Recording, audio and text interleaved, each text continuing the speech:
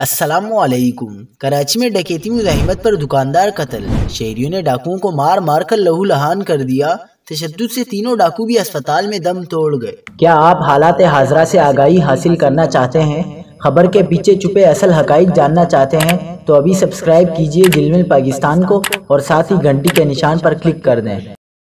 آپ کو بتاتے چلیں کہ اورنگی ٹاؤن میں جانوروں کے چارے کی دکان میں 3 ملزمان داخل ہوئے اور لوٹ مار کرنا چاہی۔ مزاحمت پر ملزمان نے فائرنگ کر دی اور فرار ہونے لگے۔